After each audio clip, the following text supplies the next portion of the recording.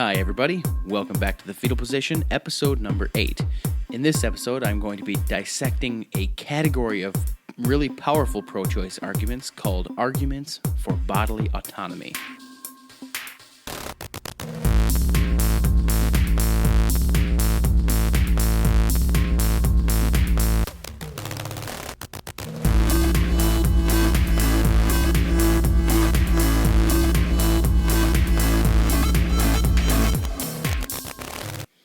If you recall from last week, I made a promise to you guys that my goal for this episode was going to be to do nothing short of analyzing bodily autonomy arguments. Autonomy. I'm going to have a rough time saying autonomy. I don't know why, but I'm going to have... This episode is dedicated to dissecting bodily autonomy arguments, and I want to split it up so that the next episode I'm going to be diving more into the violinist argument from Judith Jarvis Thompson. Over the last few weeks, it's been longer than this, but I've been really diving heavily into the arguments for abortion from bodily autonomy and the violinist argument, and I enjoy this argument. I know I'm ultimately against it, but it does a lot of really interesting things, and I want to kind of show how once we have an understanding of how the argument works and the kind of perspective that it gives the person advocating for it, the person who is arguing for abortion using bodily autonomy arguments has a particular approach, and I want to make sure that I do that justice because it sheds light on a lot of the way that they're thinking. But before I do that, I want to talk about a couple other things. The first thing I want to talk about is my unborn baby's development. As you guys know, if you are a regular listener to the show, my wife is pregnant currently, and our son is due within the next couple weeks. His name is Cole, and as of June 6th, he is at 38 weeks developed. I like to go to babycenter.com and kind of read what's going on there. So in this case, today, it has this. Your baby has really plumped up. He weighs about 6.8 pounds, and he is over 19 and a half inches long, about the size of a leek. This is becoming a regular pattern with me where I'm not entirely sure what this was. It's another vegetable, a leafy vegetable. The only thing I knew about it was from Pokemon. There was a Pokemon called, what's his name, Farfetch'd, and one of his moves was a leek slap.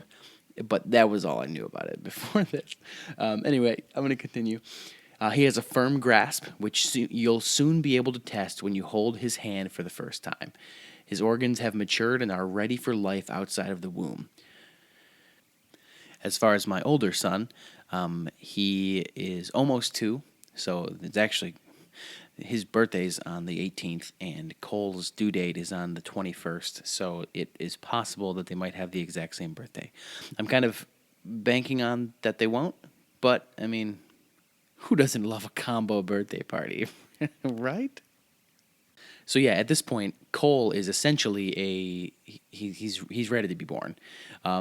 The full term of a pregnancy is usually considered around 37 weeks. So at this point, he's just gaining weight, and at the last stages of organ development to help him be able to be born and be able to start breathing and interacting with the outside world right away. As a complete side note, I was having a discussion with, I believe it was either my brother or a friend of mine, and we were talking about how babies breathe in the womb. And if you have ever seen the movie The Abyss, there's a part in that movie where the main character has to go deep underwater. I'm not going to go into why. It's a good movie. You should watch it. But he has to go deep underwater, and the problem with going deep underwater is that the pressure can cave in his scuba suit, for lack of a better word. So what he ends up doing is, they say you can fill up your his whole suit with amniotic fluid. And they say in there that your body will just readjust and will breathe the amniotic fluid in the same way that you did when you were developing. Now, that's not the case. That's actually, I thought that this was what babies did to breathe in the womb because of this movie. I think it must have been this movie, because I saw this movie a long time ago. But the baby's breathing through the umbilical cord. Like, it's not breathing in that the oxygen is going through the lungs, but all of the appropriate things that it needs to quote unquote breathe are through the umbilical cord. Now, the baby does what looks like inhale and exhale, but it is not breathing the amniotic fluid. The baby will occasionally inhale and exhale amniotic fluid near the end of pregnancy, but this so the mother's body produces what's called a surfactant in the amniotic fluid in increasing amounts as the pregnancy continues. The unborn baby needs this surfactant coating in the inside of the lungs to keep the lungs air sacs open and prevent the collapse of the lungs. Now, this makes me think, imagine going through something like the baby is going through when being born. You go from having, for lack of a better word, functionless organs, right? They're not doing what they're there for. And then all of a sudden, you're like, well, now I'm in a completely different environment. I was in a warm, nice, cozy, liquid environment, and I have been shoved through an opening, and my skull has been kind of coned, and now I'm in a cold, dry environment, and these lungs that I've never really used before are all of a sudden filling with air, and it's just, man, it's got to be brutal. I can't imagine that. Anyway, so maybe I'll get back on topic now. Something I recently ran into was a ministry called, or organization, or a group of people that refer to themselves as "And Then There Were None." It is a really cool group of people. On their website, it says here, as former clinic workers, we're talking about abortion clinic, we have a different perspective than others may have. We have been in their shoes, and we use those shoes to walk away. I'm going to go ahead and just read their own description of themselves from their website. It's abortionworker.com/howwehelp. I'm going to put that in the show notes. The show notes for this episode is going to be thefetalposition.com/8. Okay, so reading from the website now. And Then There Were None is a registered nonprofit organization that exists to help abortion clinic workers leave the abortion industry. ATTWN is pro-life without exceptions. But beyond that, we're pro-all life. We're pro-love. We believe that a clinic's worker's life is valuable too. As former clinic workers, we have a different perspective than others may have. We have been in their shoes, and we use those shoes to walk away. ATTWN seeks to end abortion from the inside out. We believe that the end of abortion starts with abortion clinic workers leaving their jobs and finding healing from their past work. That's why, as former clinic workers ourselves, we're committed to helping them through the entire journey. To date, And Then There Were None has helped approximately 200 workers leave the abortion industry, and we have helped them on their journey towards healing. It says here that as a result of the testimony of these workers, several clinics have been permanently shut down. More closures are sure to come. The abortion industry understands something that many pro-lifers fail to grasp. There is no tool in the pro-life arsenal as effective or lethal to the abortion industry as their former employees. Now, as someone, this is me now, as someone who has minimal contact with people in the inside of the abortion industry, I mean, obviously, I would love to have conversations with these people, but this is a whole different way of approaching this, and I think it's super cool. They have a list of the kinds of things that they help out with the people who have left abortion clinics, and they help out. This organization, And Then There Were None, helps out financially, legally. They help out with employment. They help out with emotional care, spiritual care, and they even host retreats for the people who are former clinic workers. This is awesome. One of the people that is kind of the head of this whole thing is Abby Johnson. She's a pro-life. She's very active in the pro-life industry. She used to work at Planned Parenthood in the early 2000s, and then she became pro-life and is now working as a very active pro-life person. One of the cool things is that this approach to stopping abortion has actually worked in many cases. This one that was recently posted on liveactionnews.org is called "Hospital Halts Abortion After Every Single Doctor Refused to commit them." Abortions have come to an end at Specialist Hospital Pro Familia in Poland after all the hospital's gynecologists signed a conscience clause opting out of committing the procedure. The decision affirms that abortion, the killing of an innocent child, is not health care, but a violation of the role of doctors to heal and not to harm. Now, I don't care how many laws are passed suggesting that a woman has a right to kill her unborn child, but if there's no one to perform the abortions, then it looks like you're not going to be able to kill your unborn child. I can imagine that there would be people who would have a modified pro-life stance. Something like, I am pro-life in every case except for when the woman's life is in danger. For example, like an ectopic pregnancy, or if the baby died in the womb and the child needed to be extracted from the womb, or it would just, hang out in there as a fetal corpse. That kind of stuff. I know of pro-life doctors who would be perfectly okay with that kind of thing. I mean, obviously the ectopic pregnancy thing sucks because either you have to choose to abort or two people die.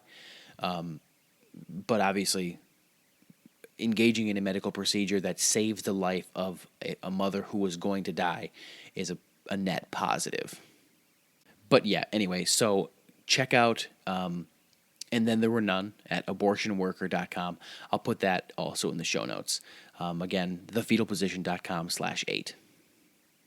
All right, and now we're going to go ahead and jump into the main topic of the discussion here, which is the arguments for abortion from Bodily Autonomy. One of the reasons I referred to this as the beginning of the episode as one of the strongest pro-choice arguments is because a lot of people don't, to be frank, a lot of pro-lifers don't understand it. I think a lot of pro-choicers don't really understand it either, but it's much easier to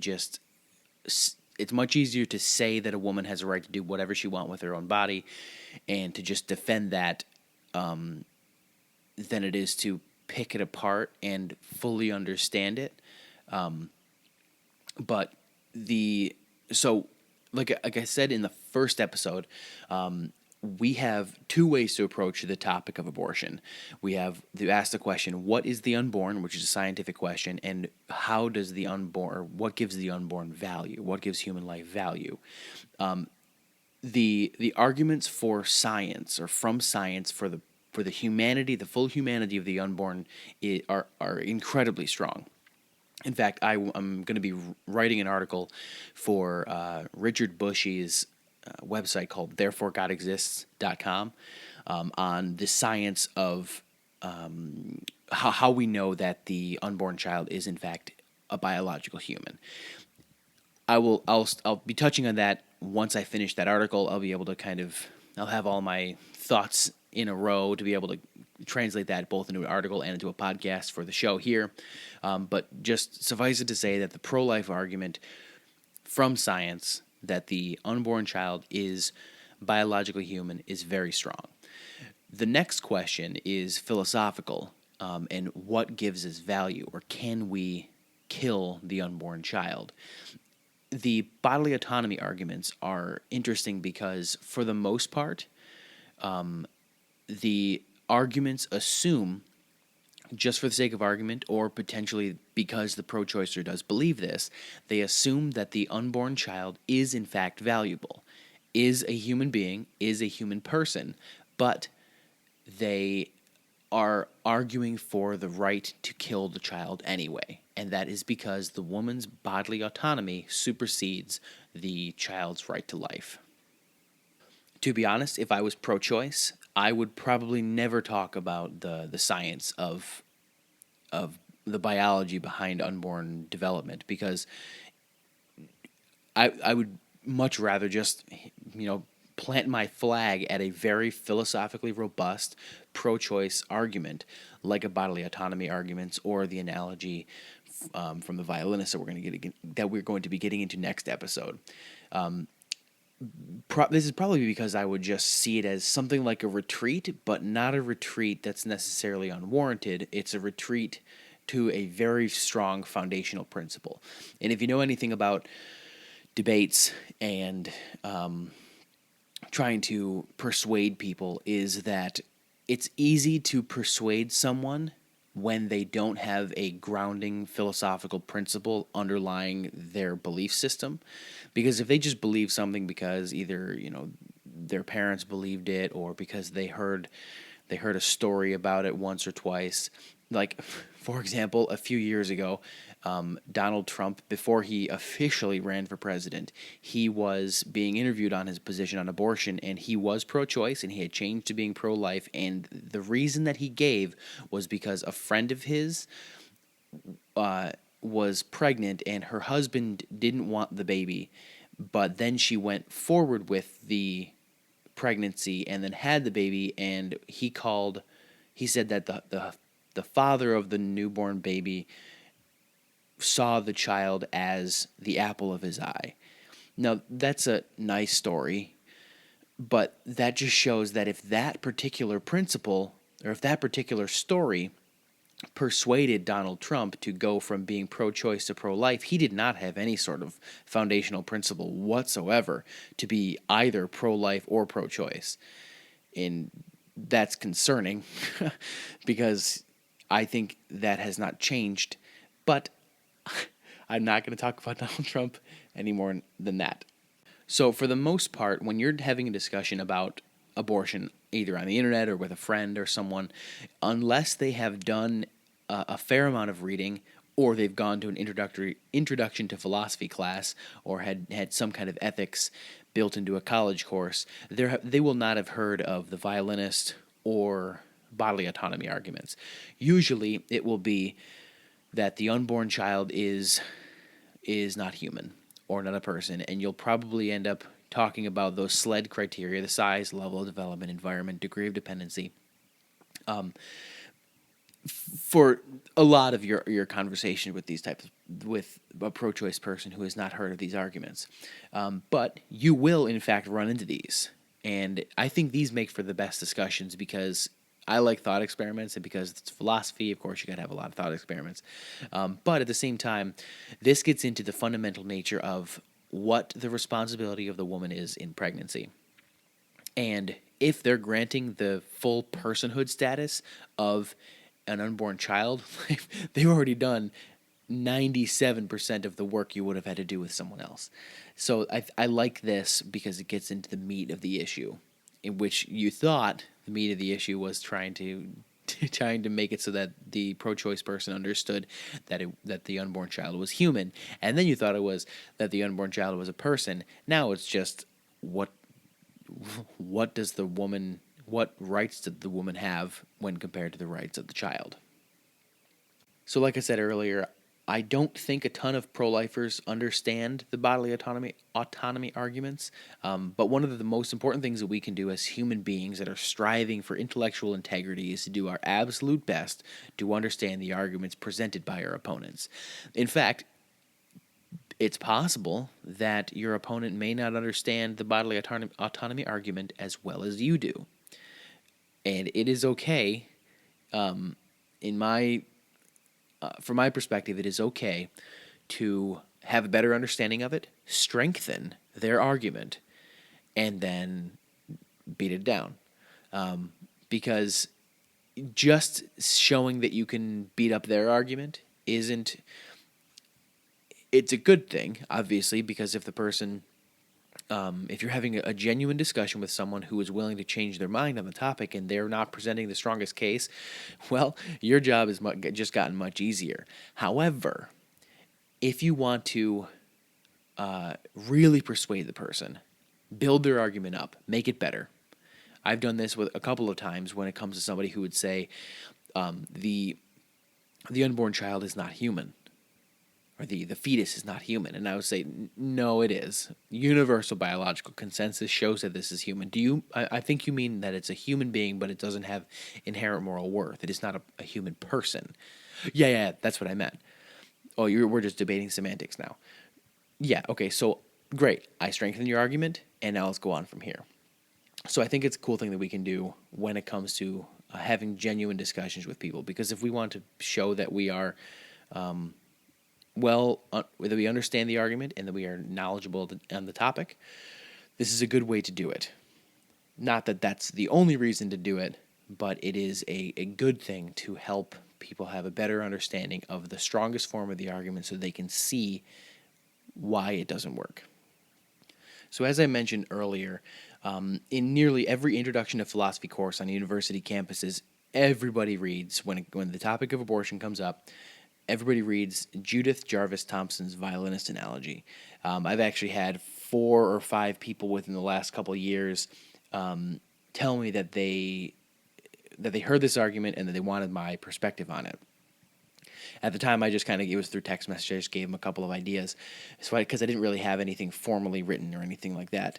But I'm hoping that this episode and the next episode on bodily autonomy arguments and the violinist argument, or the violinist analogy, will help to kind of set a foundational reasons that we have to show that the bodily autonomy arguments and the violinist analogy are not as strong as they're often touted, or as they're often thought to be. Just as a clarification, none of these responses are unique to me. Possibly the way that I explain it might be unique to me, but I'm probably taking a way to explain it from someone else. I'm not the most widely read person, but I've listened to a lot of people discuss these topics, and I've found a way that I best understand them. And so that's what I'm hoping to be able to communicate to you. As I think it was Isaac Newton said, that he's standing on the shoulders of giants. So that's where I am now. So typically the bodily autonomy arguments are represented colloquially as someone saying, "My body, my choice." Now, the initial response that I've heard from a lot of people is to say something like, well, it's not your body because it's clearly a different person's body in there. Well, yeah, okay, we get that. There's the other person is the unborn child is the one that is dying. However, that is not the point that most of them are making. I've done this. Depending on the intellectual, I don't want to be insulting, but depending on the intellectual fortitude of your opponent, they may just be saying, whatever, my body, my choice. Or the woman's body, the woman's choice. But if the person is making a true bodily autonomy argument, then a response like, well, if a woman is pregnant with a boy, does that mean that the woman has a penis? Ha ha ha ha ha ha, you lose. That kind of response is not going to work, because that's not what they mean. They just mean that if the baby or if the child is inside of the woman's body, then it is their choice. That is what the common thread is throughout all bodily autonomy arguments, is that if the child is inside of the woman, it is her choice. I have heard the woman's body is referred to as a sovereign zone. Whatever goes on inside of her body is her choice, because she herself is sovereign over her own body.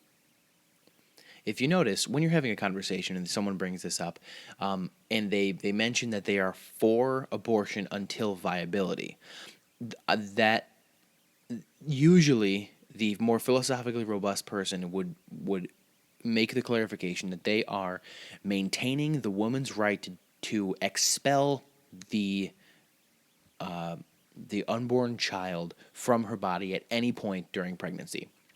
However, an abortion results in a dead baby, right?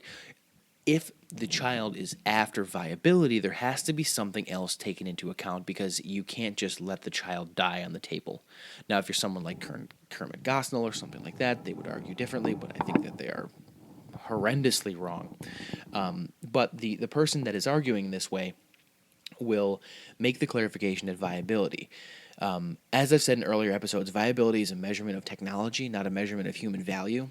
Typically, a response to viability is to say that the viability line constantly changes and it's therefore not a foundational principle.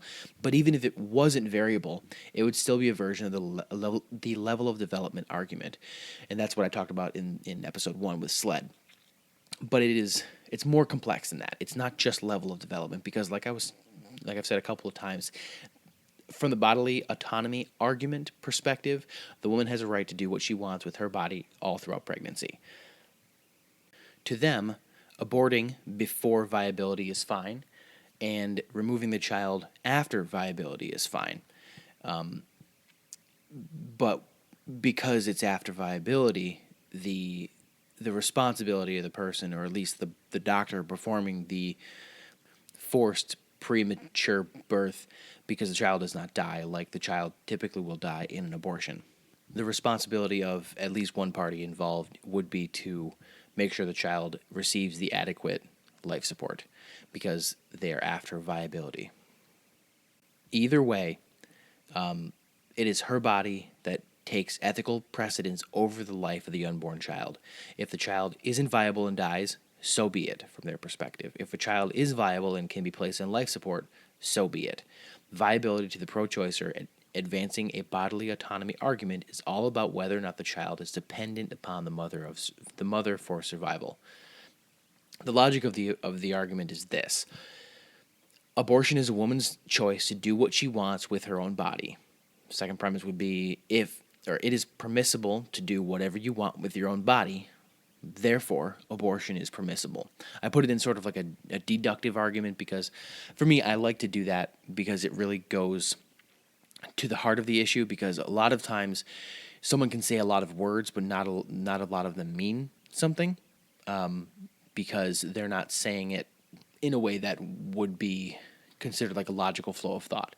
If you put it in a deductive argument, you can actually show what specific things we can object to kind of dismantle the conclusion. Because in deduction, you have a premise and another premise, and it leads logically to a conclusion. As long as it follows the rules of logic and the premises are both true, then the conclusion logically follows. So again, the argument is: 1, abortion is a woman's choice to do what she wants with her body.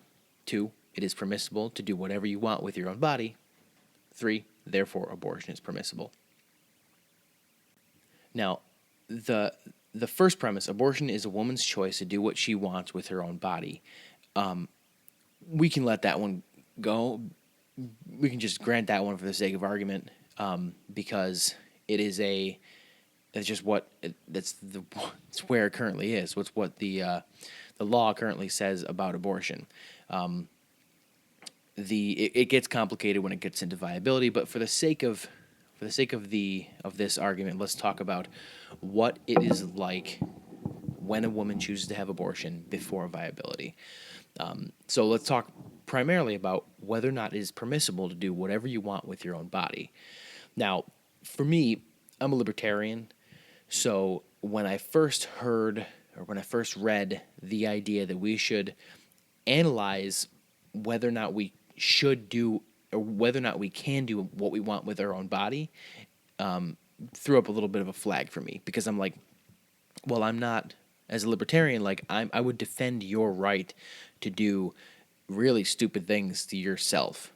As long as you're not hurting anybody else, you can, what does Ron Swanson say? He says something like, this is America, and if you want to spend however many years eating all the fatty foods you could ever want and stuff like that, and then you want to die of a heart attack at 40, I think that's beautiful. No, I wouldn't go so far as to say that's beautiful. I think it's horrible. What a bad choice, bunch of bad choices you made in your life, if that's what you did. But as a libertarian, I will defend your right to do what you want with your body. However, there are, in fact, some things that you cannot do with your own body. And I think there are good examples of this, and specifically when it comes to pregnancy. A couple of these things came from an article from Rich Poupard called Suffer the Violinist. I tossed that and a link to that in the show notes as well. The first thing that we cannot do with our own body when it comes to intentionally causing birth defects. The use of thalidomide, which is a teratogen, and a teratogen is an agent or factor that causes malformation of an embryo. So thalidomide is an example of a teratogen. Now, the original reason people used thalidomide in the 1950s and 1960s was because it helped treat nausea and vomiting caused by morning sickness in pregnant women during their first trimester. It was also described as prescribed as a sedative and tranquilizer, and quickly became a popular drug that was chemically similar to barbiturates and relatively low known toxicity in adults. After it was introduced to women and they started taking it when they were pregnant, it was responsible for a lot of birth defects, including the absence of limbs, absence of most of the arm with hands extending flipper-like from the shoulders, malformation or missing limbs, incomplete development or below normal number of cells, and other defects in the heart, the ear, and the internal organs.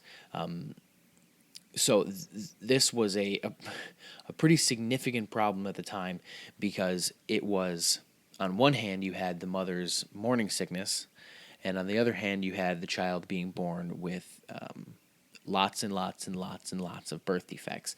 If you look up information about this on Google, you can actually, if you are brave, I suppose, looking up on Google Images, you can see the effects of the children who were born after a mother had used thalidomide, and you can just see the kids without arms, with deformations in the head and the face, and it's not pretty.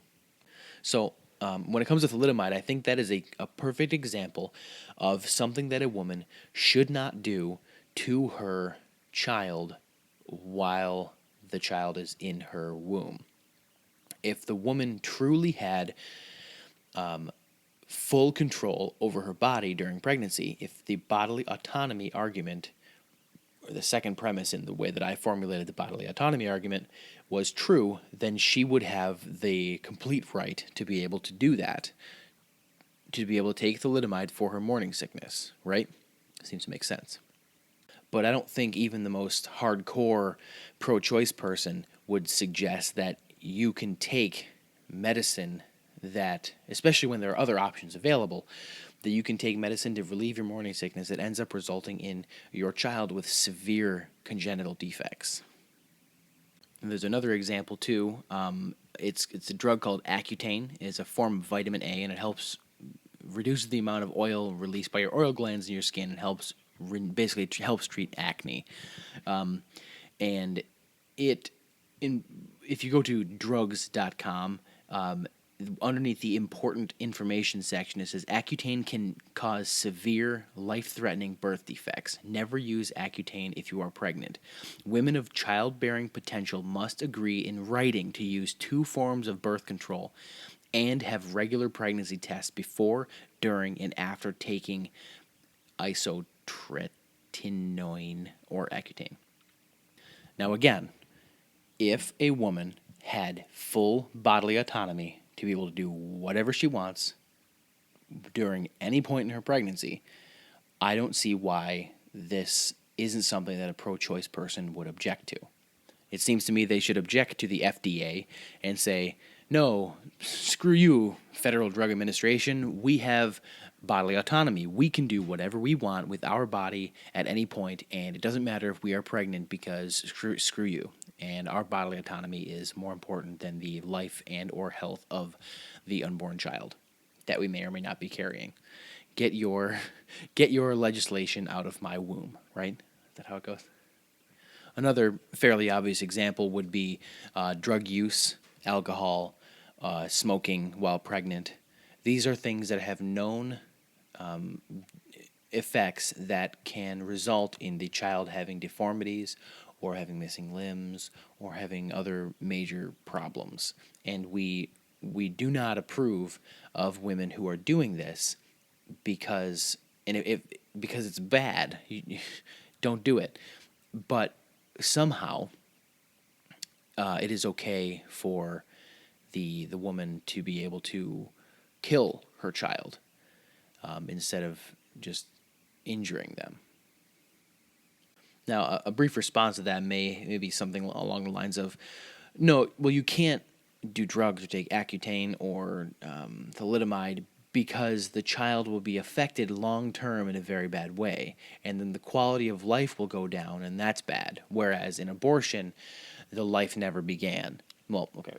So, first off, in abortion, the life has begun, because if the life hadn't begun, then it wouldn't be abortion. It would be birth control. It would be conception. I'm drawing a blank. It would be contraception. Yeah, it would be contraception. Once conception happens, the life already exists. And at that point, if you terminate a already existing life, it is by definition an abortion. And it is wrong to deprive the child of a viable future. A second thought is that it's largely a side issue that ignores the purpose of the analogy. The purpose of the analogy is to show that you cannot do anything you want with your body. And by saying that you cannot cause birth defects deliberately, it proves this point, thereby disproving the second premise of the argument.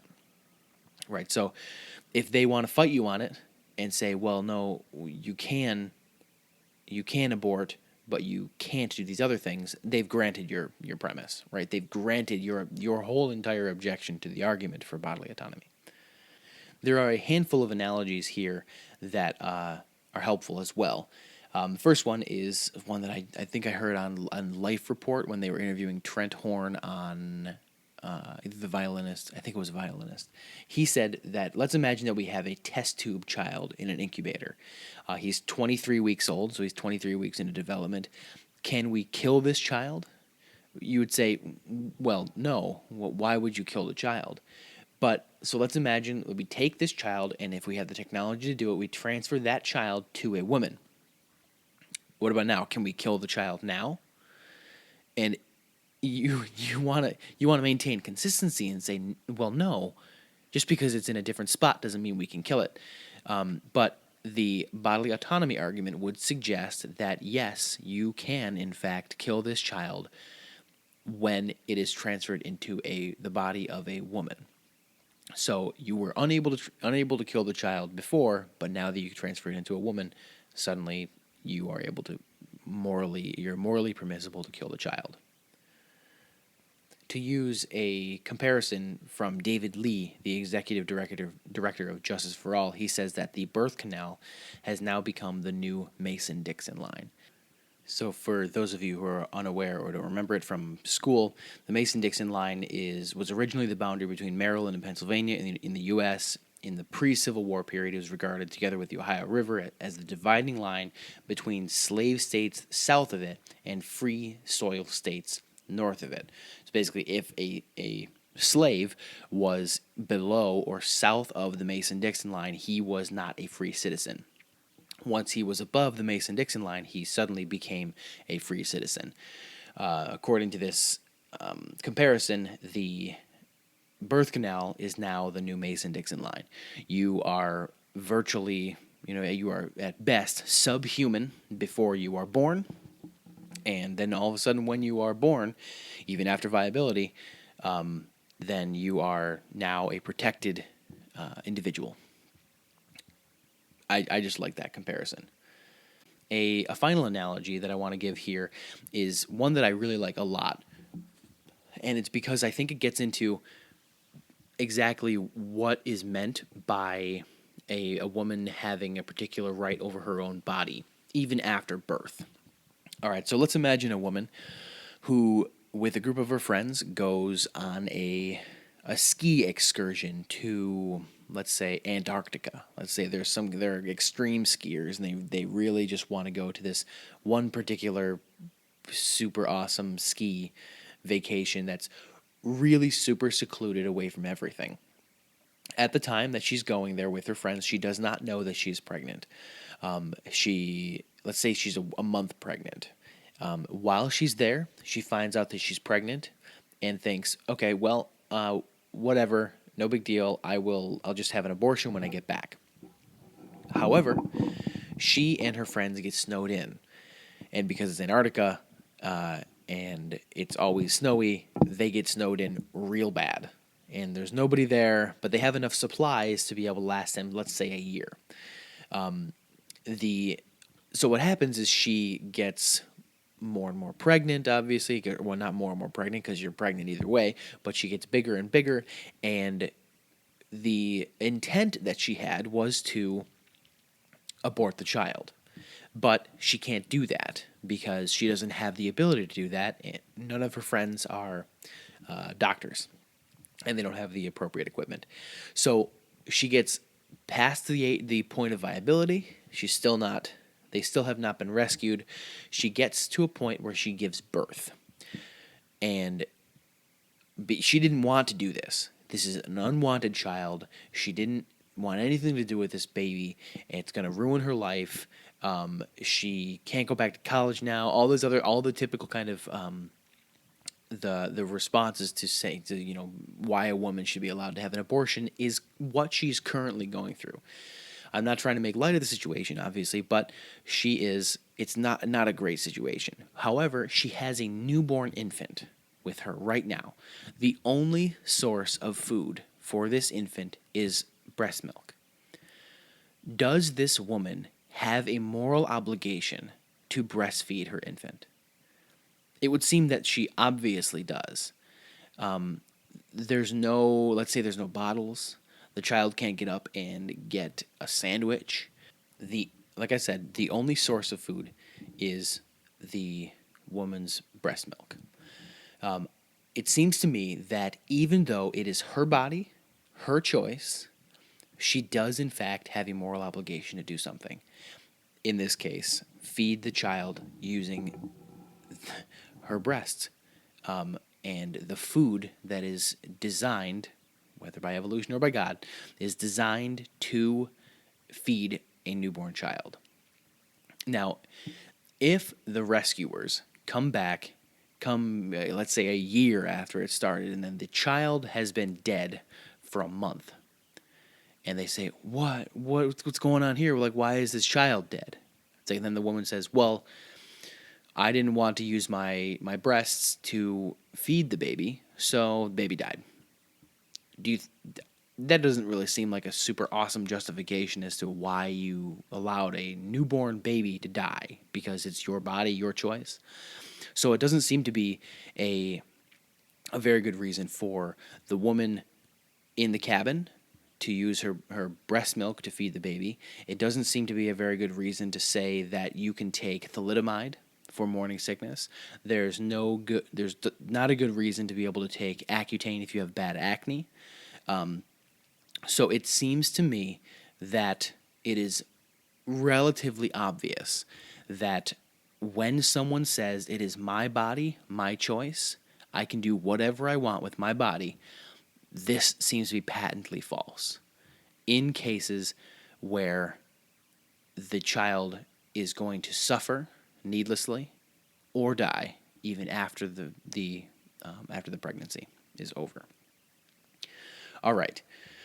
Hopefully that helped to begin. I did my best to cover as much as I could, but I know that there are some things that I didn't cover. Like I said, I'm going to cover the violinist analogy next week. because I just didn't want to combine the bodily autonomy stuff with the violinist stuff, even though it's very closely linked. I'm going to just very closely link those two things when it comes to the episodes. So, in conclusion, I'd like to thank you for listening. I'd like to thank you I noticed a handful of you guys are actually sharing the episodes, which is awesome. I really appreciate that. I mean, I haven't been actually saying, share the episode, rate, review, subscribe, all that stuff, but it does help. It feels weird to do this whole self-promotion stuff at the end of the episode, but I would really appreciate it if you guys would subscribe, because it does help me when it comes to statistics and being able to eventually possibly have advertisers, or be able to have a bigger audience, or be able to have a little bit of more downloads per episode, meaning that more people will be willing to kind of have people come on the show, stuff like that. So the more downloads I have, the better the show can be. So if you can rate and review too, I had those two people that did it right at the very beginning, and I was really super appreciative of that, because they'd only listened to one episode, and it wasn't even all. I mean, it was a good episode. I like to think it was a good episode, but I've gotten used to this microphone, right? So, yes. Anyway, now I'm going to wrap it up. The show notes, again, thefetalposition.com/8. All of the relevant links will be on there, and that is everything. Oh, nope, not everything. If you want to join our private Facebook group, please do. We're having a lot of really interesting discussions in there, and I'm really enjoying all the contributions to that. If you wanted to go there, you can search the Fetal Position Podcast on Facebook, or you can go to thefetalposition.com/Facebook. And now I'm actually done. So I'm going to go ahead and hit the music, and I will talk to you guys next time.